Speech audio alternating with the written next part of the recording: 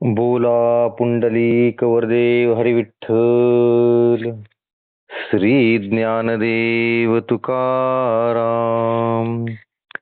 पंढरीनाथ भगवान की जय. माऊली ज्ञानेश्वर महाराज की जय. जगद्गुरु तुकाराम महाराज की जय. ज्ञानेश्वरीचा अध्याय 15वा म्हणजे पुरुषोत्तम योग. या 15व्या अध्यायाचं आपण वाचन आणि निरूपण करत आहोत. 8 भाग झालेले आहेत. 244 ओव्या झालेल्या आहेत आणि 3रा श्लोक आपण पाहत आहोत. आज आपण भाग 9 पाहणार आहोत. पण त्या अगोदर पाठीमागच्या भागात काय झाले आपण समजून घेऊयात आणि पुढे जाऊयात. तर या अध्यायाच्या सुरुवातीलाच भगवान श्रीकृष्ण अर्जुनास उपदेश करताना सांगतात की आत्मज्ञानाच्या मार्गावरील प्रमुख बाधा, प्रमुख अडथळा हे म्हणजे हे जग आहे, हा संसार आहे. पण त्याबरोबर भगवान श्रीकृष्ण अर्जुनास सांगताना असंही सांगतात की याला तू संसार किंवा जग असं समजू नको. हे नीट समजण्यासाठी तू याला एक मोठा वृक्ष आहे असं समज. म्हणजे हा जो संसार आहे, हे जे जग आहे, याला तू मोठा वृक्ष आहे असं समज, असं भगवान श्रीकृष्ण अर्जुनास सांगतात. मग या वृक्षाचं संपूर्ण वर्णन या अध्यायामध्ये आलेलं आहे. तर हा वृक्ष कसा आहे? तर हा वृक्ष त्याची मुळं वर आहेत आणि फांद्या खाली आहेत, असा हा उलटा वृक्ष आहे. आणि याची व्याप्ती किती आहे? तर हा वृक्ष संपूर्ण आकाश व्यापून टाकणार आहे. आणि याची उत्पत्ती कशी होते? तर याची उत्पत्ती ही माया नावाच्या बीजापासून होते. आणि त्याला जो पहिला मोड येतो तो म्हणजे मायेचाच मोड येतो आणि त्यापासून या वृक्षाची उत्पत्ती होते. या वृक्षाला सुरुवातीला 4 मूळ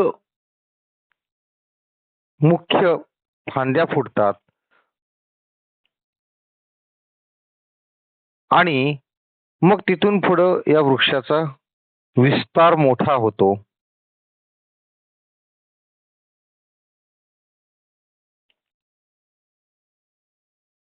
असा हा वृक्ष, याच्यावर 84 लक्ष योनी या वास करतात.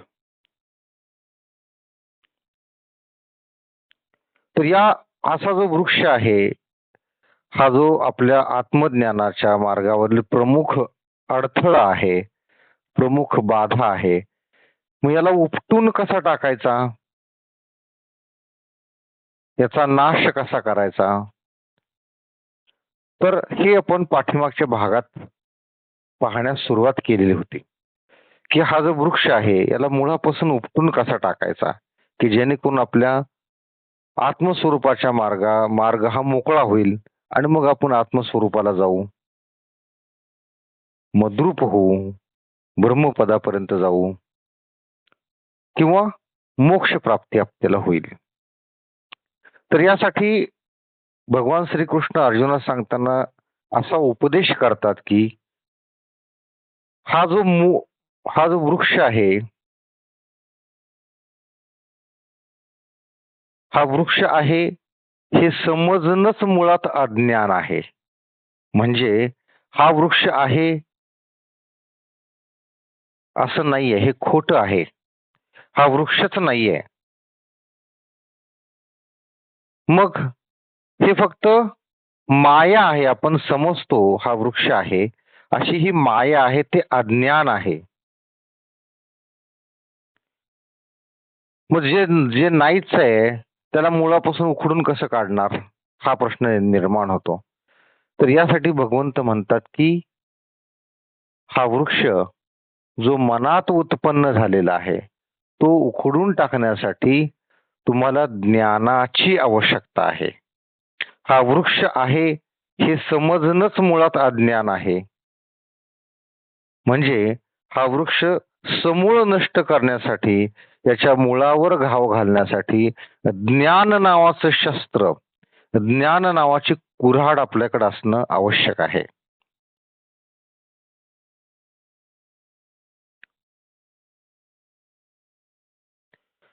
पण जे अज्ञानी लोक असतात, जे संसारात गुरफटलेले लोक असतात, त्यांना हा वृक्ष अतिशय सुंदर असा दिसतो, सुंदर भासतो. म्हणजे काय, की त्यांना या संसारातून, या जगातून निवृत्त व्हायचंच नसतं. संसार म्हणजे फक्त आपली मुळं बाळ घर एवढा संकुचित अर्थ नाहीये. संसार म्हणजे हे जग. त्या जगामध्ये आकाश आहे, नद्या आहे, समुद्र आहे, पशुपक्षी आहेत, वृक्षवल्ली आहेत, संपूर्ण वातावरण आहे. याला म्हणतात संसार. तर या संसारातून निवृत्त होण्यासाठी मन तयारच होत नाही.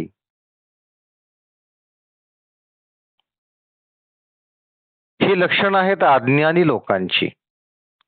म्हणजे मग काय, तर ज्ञानी लोक काय करतात की हा जो संसार आहे तो सोडण्यासाठी तत्पर असतात, तयार असतात. इथपर्यंत आपण काल पाहिलं होतं. आज भाग नंबर 9 245च्या पुढे आपण ओव्या वाचणार आहोत. जैसा ग्रीष्म शेशीचा वारा, नेणीजे समोर की पाठमोरा, तैसी स्थिती नाही तरुवरा, भवरूपायया. एवं आदि न अंत स्थिती, ना रूप ययासी आथी, आता कायसी कुंथा कुंथी, उन्मळूनी गा. आपुलिया अज्ञानासाठी नवता थांबला किरीटी, तरी आता आत्मज्ञानाच्या लोटी खांडेनी गा. वाचूनी ज्ञाने विनयके, उपाय करीसी जितुके, तीही गुंफिसी अधिके, रुखी ये. मग किती खांदो खांदी, यया हिंडावे ऊर्ध्व आधी, म्हणून मूळची अज्ञान छेदी, सम्यक ज्ञाने. ग्रीष्म ऋतूच्या शेवटचा वारा जसा समोरून किंवा पाठीमागून येतो हे समजत नाही, तशी न समजणाऱ्या संसार रूपी वृक्षाची स्थिती आहे. याप्रमाणे या वृक्षास आदी अंत स्थिती वा रूपही नाही, म्हणून हा उपटून टाकण्यास खटाटोप कशाला पाहिजे. बघा भगवंत काय म्हणतात की हा जो वृक्ष आहे त्याला आदी नाहीये, अंत नाहीये, स्थिती नाहीये किंवा रूपही नाहीये, म्हणजेच हा अस्तित्वातच नाहीये. मग याला उपटून टाकण्याचा खटाटोप कशाला पाहिजे. पुढे काय म्हणतात बघा, अर्जुना आत्मरूपाचे अज्ञानामुळे हा वृक्ष बळावला आहे असे वाटत होते ना, तर आता अज्ञान रूप शस्त्राने हा तोडून टाक पाहू. भगवान श्रीकृष्ण अतिशय प्रेमाने अर्जुनास काय म्हणतात बघा, आत्मस्वरूपाच्या अज्ञानामुळे हा वृक्ष बळावला आहे असे वाटत होते ना, तर आता आत्मस्वरूप शस्त्राने हा तोडून टाक पाहू. म्हणजे आत्मस्वरूप म्हणजे ज्ञानाचं जे शस्त्र आहे त्यानं हा वृक्ष तो तोडून टाक, जो खर तर नाहीच आहे पण आपल्याला तसा भास होतो. तर असा भास होणारा जो वृक्ष आहे तर तो तू आत्मस्वरूप आत्मज्ञानरूपी शस्त्राने तोडून टाक. परंतु एक ज्ञानाशिवाय याला छेदण्याचे जेवढे उपाय करशील तितका तू या वृक्षात अधिकच गुंतून पडशील. म्हणजे काय की हा वृक्ष छेदण्यासाठी, हा वृक्ष मुळापासून तोडून टाकण्यासाठी काय आवश्यक आहे, ज्ञान. ज्ञानाशिवाय याला छेदण्याचा जेवढा उपाय करशील त्यात मग काय होईल, तर तू या वृक्षामध्ये अधिकच गुंतून पडशील. हा वृक्षच तसा आहे, फार मोठा आहे, विशाल आहे, संपूर्ण आकाश पाताळ त्यानं व्यापून टाकलेला आहे. असा हा जो वृक्ष आहे, त्याला जर तू ज्ञानाशिवाय जर छेदण्याचा प्रयत्न केला, त्याला जर तोडण्याचा प्रयत्न केला, तर तू जास्तच त्याच्यामध्ये गुंतून पडशील. छेदून टाकणं तर लांबच राहिलं, तू त्यातच गुंतून पडशील. मग तू किती खांद्यांवरून हिंडशील आणि तसाच वर आणि खाली जाशील, कारण याला अगणित खांदे आहेत. म्हणून याचे मूळ जे अज्ञान ते तू यथार्थ ज्ञानाने छेदून टाक. या वाक्यामध्ये परत या वृक्षाचं स्वरूप लक्षात येतं आणि त्याच्यावर ते तोडण्यासाठीचा उपाय पण लक्षात येतो. स्वरूप काय आहे की या वृक्षाला अगणित खांद्या म्हणजे फांद्या आहेत. या वृक्षाला कितीतरी फांद्या आहेत आणि त्याचे मूळ तू यथार्थ ज्ञानाने छेदून टाक. त्याचं मूळच कापून टाक. किती फांदे ते मोजत बसण्याचं कारणच नाहीये. त्याचं मूळ कापून टाकले वृक्ष ऑटोमॅटिक उन्मळून पडतो. एरवी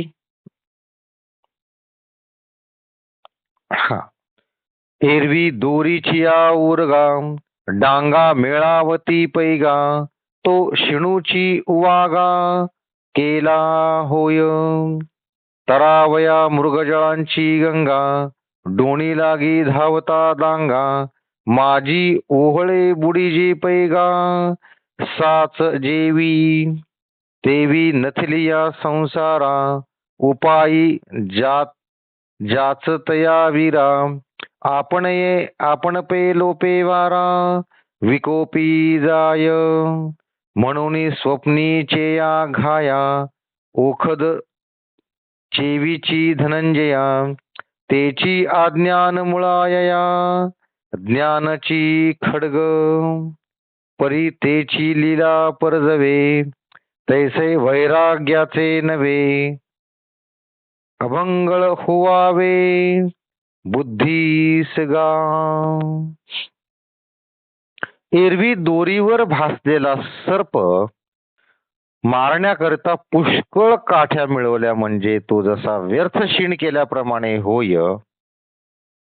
मृगजळाच्या मोठ्या नदीतून तरुण जाण्याकरता नाव शोधण्याची धावाधाव करीत असता अरण्यातील खऱ्या ओहळात खरोखर एखादा बुडतो,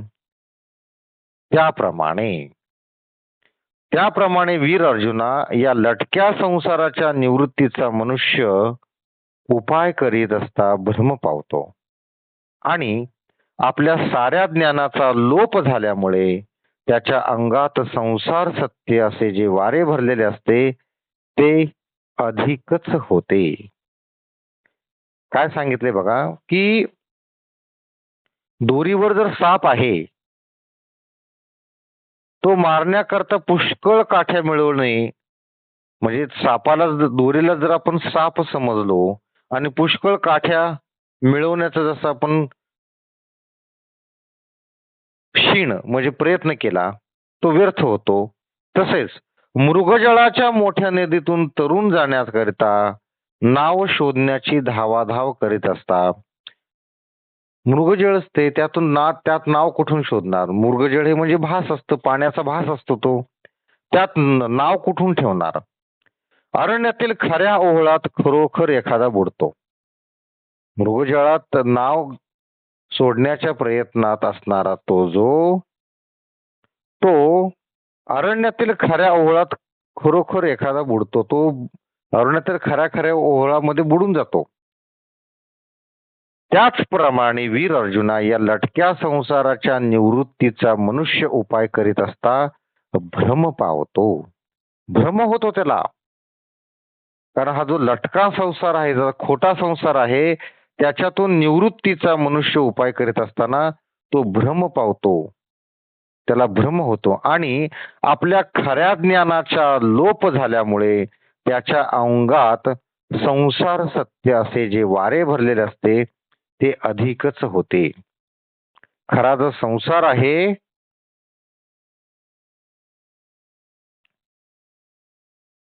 खऱ्या ज्ञानाचा लोप झाल्यामुळे त्याच्या अंगात संसार सत्याचे जे वारे भरलेले असते ते अधिकच होते, म्हणजे काय उपयोग होत नाही. धनंजया, स्वप्नात लागलेल्या तलवारीचे वार ज्याप्रमाणे जागृती हेच औषध, त्याप्रमाणे ज्या संसाराची अज्ञानापासून उत्पत्ती आहे त्याचा छेद करण्यास खडगच पाहिजे. आपण झोपेत असून झोपेत आपलं स्वप्न पडलं, आपल्या अंगावर तलवारीने वार झालेला आहे असं वाटलं, मग त्याचा इलाज काय करायचा? कसा तो वार बारा करायचा? आपण झोपेतच तळमळत असतो, माझ्या छातीवर वार झालेला आहे, रक्त वाहत आहे, आता ह्याच्यावर इलाज काय करायचा? कुठलं औषध लावायचं? काय करायचं? पण त्याच्यावरचा इलाज काय आहे? जागृत अवस्था, जाग होणं हे त्याच्यावरचा उपाय आहे. जाग झाल्यावर लक्षात येतं की आपल्या छातीवर काय वार झालेलं नाहीये, हे स्वप्न होतं. त्याचप्रमाणे ज्या संसाराची आत्मज्ञानापासून उत्पत्ती होते त्याचा छेद करण्यास खडगच पाहिजे. खडग म्हणजे शस्त्रच पाहिजे, तलवारच पाहिजे. परंतु तेच ज्ञान खडग म्हणजे अज्ञानापासून, ज्या संसाराची अज्ञानापासून उत्पत्ती होती त्याचा छेद करण्याकरता ज्ञान खडग पाहिजे, ज्ञानाचीच तलवार पाहिजे. परंतु तेच ज्ञान खडग लीलेने धारण करता येईल असे बुद्धीस वैराग्याचे बळकट सहाय्य लागते. हे ज्ञान खडग लीलेने म्हणजे अगदी आरामात धारण करण्याकरता बुद्धीस वैराग्याचे बळकट सहाय्य लागते. बुद्धीस वैराग्याची साथ लागते. वैराग्याशिवाय हे शक्य नाही. आता मग वैराग्य म्हणजे काय ते आपण पाहूयात. उठलेनी वैराग्य जेणे, हा त्रिवर्गू ऐसा सांडणे, जैसा वमुनिया सुणे आतची गेले. हा ठायवरी पांडवा, पदार्थ जाती आघवा, विटवी तो होवावा वैराग्य लाटू. मग देह हंतेचे दळे, सांडोनी एकेची वेळे, प्रत्यक बुद्धी कर्तळे हात वसावे. निसळे विवेक सहाणे, जे ब्रह्महम स्मी बोधे सणाणे. मग पुरतेणी बोधे उठणे एकलेची. परी निश्चयाचे मुष्टिबळ, पहावे एक दोन वेळ. मग तुळावे अति चोखाळ मननवारी. ते वैराग्य इतके दृढ झाले पाहिजे की त्या योगाने त्रैलोक्यातील भोगाचा इतका वीट आला पाहिजे की ते भोग म्हणजे जसे कुत्रे नुकतेच ओकून गेले आहे. आता या वाक्यामध्ये आपल्याला वैराग्य म्हणजे काय हेही कळतं आणि त्याच्यावरचा उपाय म्हणजे काय तेही कळतं. तर हे ज्ञान खडग जे आहे ते धारण करण्याकरता काय पाहिजे? वैराग्य पाहिजे. आता हे ज्ञान खडग कशासाठी पाहिजे? तर अज्ञान रूपी संसाराचा जो वृक्ष आहे ते तोडण्यासाठी ज्ञानरूपी खडग पाहिजे. आणि हे ज्ञानरूपी खडग धारण करण्याकरता वैराग्य पाहिजे. तर वैराग्य कसं पाहिजे? तर ते अतिशय दृढ पाहिजे, निश्चय पाहिजे त्याच्या पाठीमाग. त्या योगाने काय होईल की त्रैलोक्यातील भोगाचा इतका वीट आला पाहिजे की ते भोग म्हणजे जसे कुत्रे नुकतेच ओकून गेले आहे. आता यात भोग म्हणजे पहिल्यांदा काय समजूया आपण. भोग म्हणजे जे आपण सुख उपभोगतो त्याला म्हणतात भोग. म्हणजे काय? भोग हे आपल्या जे पंचेंद्रिय आहेत, जे ज्ञानेंद्रिय आहेत याच्याशी संबंधित आहे. म्हणजे भोग जो आहे तो या पंच ज्ञानेंद्रियापासूनच घेतला जातो. आता पंच ज्ञानेंद्रिय कोणती? कान, नाक, डोळा, जीभ आणि त्वचा. ही पंचेंद्रिय आहेत. आता याच्यापासून होणारे भोग कुठले? जिभेनं आपण चांगलं चांगलं खातो, जिभेनं आपण बोलतो सुद्धा, नाकानं चांगला सुवास घेतो, डोळ्यानं चांगलं चांगलं बघतो आणि त्वचेच्या साह्यानं आपण स्पर्श अनुभवतो. हे सगळे पंचेंद्रिय आहेत. आता याची उदाहरणं काय आहेत? तर जिभेला चांगलं चांगलं खायला आवडतं, डोळ्याला चांगलं चांगलं बघायला आवडतं, नाकाला चांगला सुवास घ्यायला आवडतो, त्वचेला चांगला स्पर्श आवडतो. तर या सगळ्यांपासून मुक्ती, त्याचा वीट येणे, हे नकोसं वाटणे, त्याचा मनापासून त्याग करणे म्हणजे वैराग्य. म्हणजे काय बाबा? की चांगलं चांगलं खावं असंच कायम वाटणं म्हणजे भोग. पण जगण्यासाठी काही चालतं. शिळी भाकरी पण चालते, जिलेबी आली तरी पण चालते, चटणी भाकरी पण चालते, कधी नसलं तरी पण चालतं. नुसतं पाण्यावर भागून जातं. कधी नुसती मीठ आणि शिळी भाकरी पण चालते. याला म्हणायचं वैराग्य. तर असं वैराग्य हे दृढ झालं पाहिजे आणि भोगाचा तिटकार यायला पाहिजे. किती तिटकार यायला पाहिजे? तर भोग म्हणजे जसे कुत्रे नुकतेच ओकून गेले आहे, एवढा तिटकार यायला पाहिजे. पण कुत्रं ओकल्यानंतर त्याच्याकडे बघत पण नाही बघा. तसं भोगाच्या बाबतीत आपल्याला व्हायला पाहिजे की भोग नकोच. नकोच मला चांगली वस्त्र नको, चांगलं खाणं पिणं नको, चांगलं बघायला नको, काहीच नको. ठेविले अनंते तैसेचे राहावे, चित्ती असू द्यावे समाधान. अनंताने म्हणजे भगवंताने जसं ठेवलेलं आहे तसं राहावं आणि काय चित्ती असू द्यावे समाधान, मनात समाधान असावे. मनात जर समाधान असेल तर तुम्हाला फाटके कपडे दिले काय न अगदी जरीचे सिल्कचे कपडे दिले काय सारखंच. त्याचा उद्देश काय अंग झाकणे बस. याच्यापेक्षा दुसरा काय उद्देशच नाहीये. तर असा भोगाचा वीट आला पाहिजे. हा ठायवरी पांडवा पदार्थ जाती आघवा विटवी तो ओ होवावा वैराग्य लाटू मग देहांतितेचे दळे सांडोनी एकीचे वेळे प्रत्येक बुद्धी कर्तळे हात वसावे निसळे विवेका सहाणे जे भ्रम स्मित बोधे ससा सणाणे मग पुरतेणी बोधे उठणे एकलेची परिनिश्चयाचे मुष्टिबळ पहावे एक दोन वेळ मग तुळावे अति चोखळ मननवारी पाठी हतियेरा आपणया निधी ध्यासे एक जलिया पुढे दुजे नुरेल घाया पुरते गा ते आत्मज्ञानाचे खाडे अद्वैत प्रभेचे निवाडे नेदिल उरे कवणेकडे भाव वृक्षासी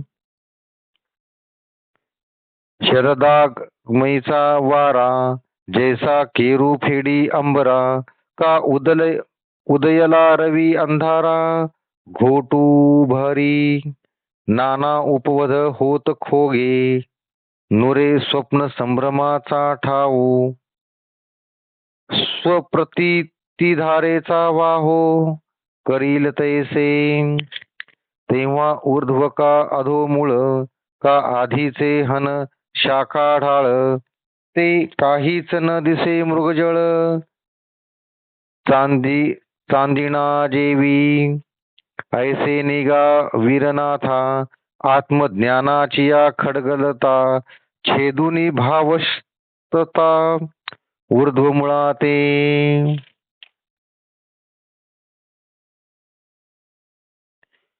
अर्जुना पदार्थ मात्राबद्दल जेवढा वीट येतो तेव्हा आरोग्य प्राप्त झाले असे म्हण. पदार्थ मात्र म्हणजे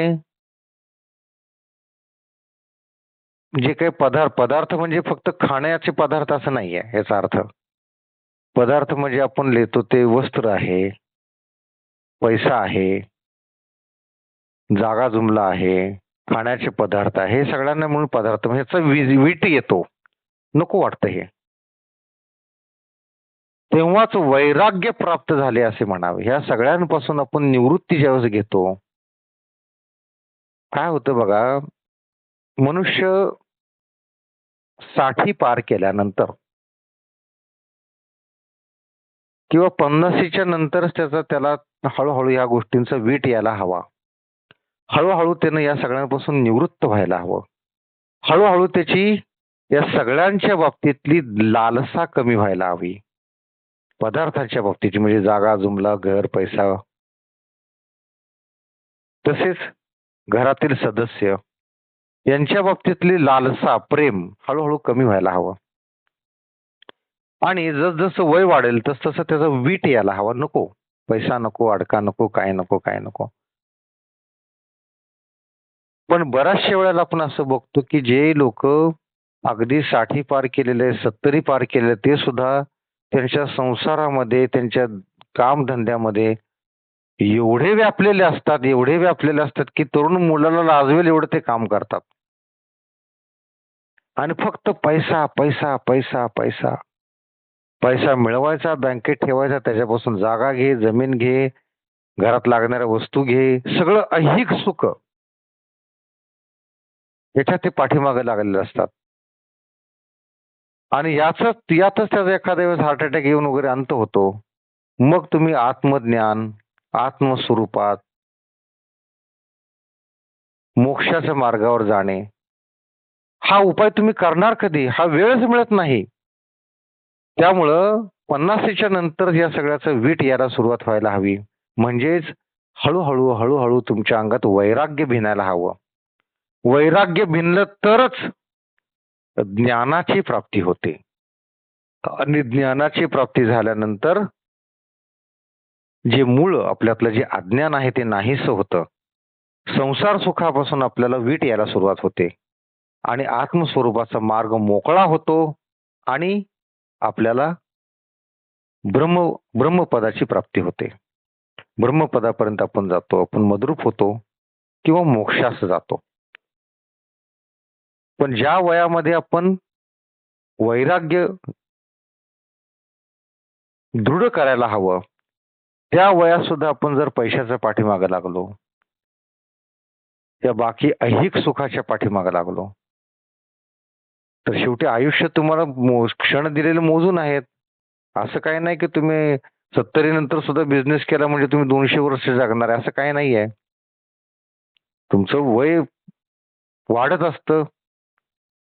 तुमचा मृत्यू ठरलेला आहे. 70, 80, 90, 100 पर्यंत माणसं, बऱ्यापैकी माणसं हे पृथ्वी सोडून निघून जातात. मग हा जो आत्मसुखाचा मार्ग आहे, हा जो आत्मज्ञानाचा मार्ग आहे, त्या मार्गावर जायला वेळच मिळत नाही. कारण हा शेवटपर्यंत पैशाचाच मागे लागलेला असतो आणि त्यातच त्याचा अंत होतो. त्यामुळे ही वैराग्याची गोष्ट राहून जाते. वैराग्य राहून गेले की ज्ञान मिळत नाही, ज्ञान नाही मिळलं की अज्ञान तसंच राहतं. अज्ञान तसंच राहिलं की ते आत्मज्ञानाच्या मार्गावर प्रमुख अडथळा ठरतं आणि त्या अडथळ्यामुळे मोक्षप्राप्ती होत नाही.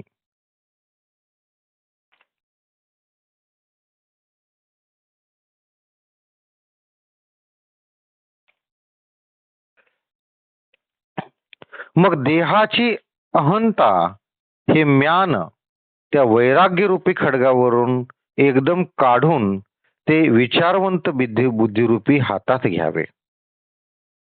मग देहाची अहंता म्हणजे देहावरचं प्रेम हे म्यान त्या वैराग्यरूप खडगावरून एकदम काढून ते विचारवंत बुद्धिरूपी हातात घ्यावे. मग ते खड्ग म्हणजे ते शस्त्र विवेकरूप सहाणेवर पाजरून पाजवून अहम ब्रह्म या बोधाची तीक्ष्ण धार लावावी. हे जे ज्ञान नावाचं जे खड्ग आहे, जे शस्त्र आहे, ते विवेकरूप सहाणेवर पाजवून घ्यावं. विवेकरूप सहाणेवर आपण बघा, पहिल्यांदा तुम्हाला आठवत असेल, आपल्या घरोघरी कुऱ्हाड असायची आणि ती कुऱ्हाड आपण सहाणेवर घासायचो, पाणी टाकायचो ते घासायचं. त्याला म्हणायचं पाणी पाजवणे. शस्त्राला पाणी पाजवणे. ते असे घासायची, दोन्ही बाजून घासायची, त्याला धार येते. धार आली की झाड आपण पटापट तोडू शकायचं, झाडाच्या फांद्या पटापट तोडू शकायचो. तर ही जी विवेकरूप सहाण आहे, त्याच्यावर हे खड्ग, ज्ञानरूपी खड्ग पाजवून अहम ब्रह्म या बोधाची तीक्ष्ण धार लावावी. मीच ब्रह्म आहे या बोधाची तीक्ष्ण धार लावावी आणि त्यास अद्वैत्व रूपी पाणी द्यावे. हे सहाण ज्यावेळेस आपण घासतो त्यावर आपण त्या सहाणीवर पाणी घालतो. ते पाणी कसलं असावं? अद्वैत्व रूपी पाणी असावं. इतके झाल्यावर निश्चय रूपी मुठ हातात घेऊन व मनन करून ते खड्ग एक वेळ आजमावून पहावे. आता निश्चय रूपी मुठ हातात घेऊन, निश्चय पाहिजे, म्हणजे या मार्गावर मी परत फिरणार नाही, परत माघारी जाणार नाही, असा निश्चय पाहिजे. ज्ञानरूपी खड्गाला, त्या शस्त्राला जी मूठ आहे, ती मूठ ही निश्चय रूपी मूठ हातात घेऊन व मनन करून आठवून हे खड्ग एक वेळेस आजमावून पहावे, वापरून पाहायचं. आपण बघा काय करतो की ज्यावेळेस कुऱ्हाड आपण लावली, त्याला पाणी पाजवलं की आपण अंगठ्यानं हलकेच त्याच्यावर अंगठा फिरून बघतो, धार आली का नाही. अंगठ्याला लक्षात येतं. त्याला म्हणायचं आजमावणे, धार आली का नाही. आणि बोथट लागली की आपण परत त्याला पाणी पाजतो, परत त्याला घासतो. म्हणजे आपण जे हे ज्ञानरूपी शस्त्र आहे ते पहिल्यांदा आजमावून पाहायचं आणि नंतर ज्ञान खड्गाचे व आपले निनिध्यासाने ऐक्य झाल्यावर आपल्या पुढे घाव मारण्यास ते झाड टिकणार नाही. ज्यावेळेस तुमच्या लक्षात येईल की या ज्ञान खड्गाला धार लागलेली आहे आणि तुम्ही ते आजमावून पण पाहिलेले आहे, त्यानंतर ज्ञान खड्गाचे व आपले निनिध्यासाने ऐक्य झाल्यावर शस्त्राने आपलं मन एक झालं पाहिजे, तर आपण शत्रूवर वार करू शकतो. शस्त्र आणि आपलं मन, म्हणजे आपलं मन सांगेल तसं हात फिरतो आणि त्याप्रमाणे त्या शस्त्राचा वापर होतो. त्यासाठी इथे काय सांगितलंय की हे ज्ञानरूपी शस्त्र व आपले निनिध्यासाने ऐक्य झाल्यावर आपल्या पुढे घाव घालण्यास ते झाड टिकणारच नाही. एका घावात ते झाडाचे 2 तुकडे होऊन जातील. ते अज्ञानरूपी शस्त्र अद्वैत्व प्रभेच्या तेजाने भावरूपी वृक्षास कोठेही उरू देणार नाही. ते त्या वृक्षास कुठं उरू देणार नाही.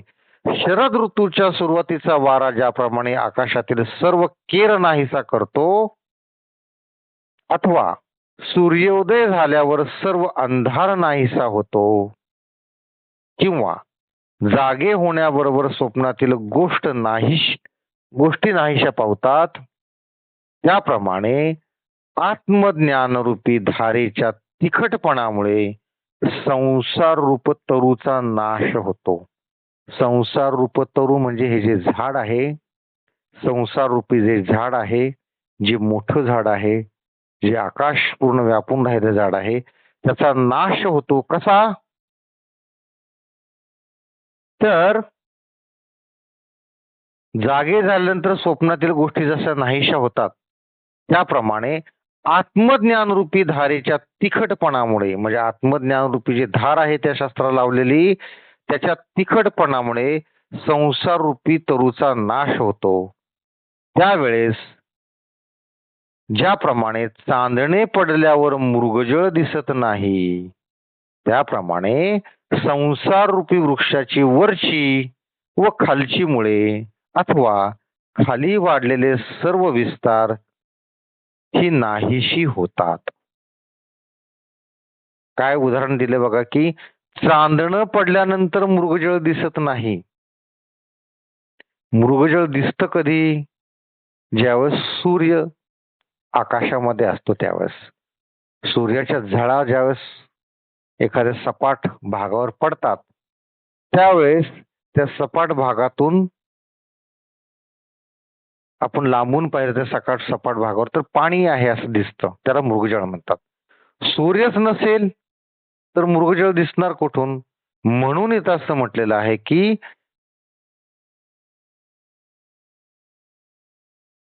चांदणे पडल्यानंतर मृगजळ दिसत नाही. चांदणे कधी पडतं? अंधार पडल्यानंतर. अंधार असतो त्यावेळेस सूर्य नसतो, सूर्य नसतो त्यावेळेस मृगजळ नसतं. त्याप्रमाणे संसाररूपी वृक्षाची वरची व खालची मुळे अथवा खाली वाढलेला सर्व विस्तार ही नाहीशी होतात. याप्रमाणे हे वीरोत्तम अर्जुना, आत्मज्ञानरूपी खड्गाने हा संसाररूपी अश्वस्थ वृक्ष खालच्या वरच्या मुळांसुद्धा छेदून टाक. भगवान श्रीकृष्णांनी शेवटी अर्जुनास हे सांगितलेलं की हे आत्मज्ञान रूपी जे खड्ग आहे, हे जे शस्त्र आहे, त्याने हा संसार रूपी अश्वस्थ वृक्ष हा खालून वरून मुळासहित छेदून टाक, तोडून टाक, संपवून टाक त्याला, असं भगवंत अर्जुनास सांगतात. बघा की असा जो संसार वृक्ष आहे तो तोडायचा कसा, मुळापासून कसा त्याचा नाश करायचा, त्याचा उपाय भगवंतांनी या अध्यायाच्या शेवटी सांगितलेला आहे. या श्लोकाच्या 3ऱ्या श्लोकाच्या शेवटी सांगितलेलं आहे. आता उद्या आपण श्लोक नंबर 4 पाहणार आहोत, भाग नंबर 10 मध्ये. आज आपण इथंच थांबत आहोत. सर्वांनी हात जोडायचे आहेत, डोळे झाकून घ्यायचे आहेत. व्यसनमुक्तीचा संकल्प करायचा आहे. बोला पुंडलिक वरदेव हरी विठ्ठल, श्री ज्ञानदेव तुकाराम, पंढरीनाथ भगवान की जय, माऊली ज्ञानेश्वर महाराज की जय, जगद्गुरु तुकाराम महाराज की जय, सर्व संतों की जय. जय जय रघुवीर समर्थ.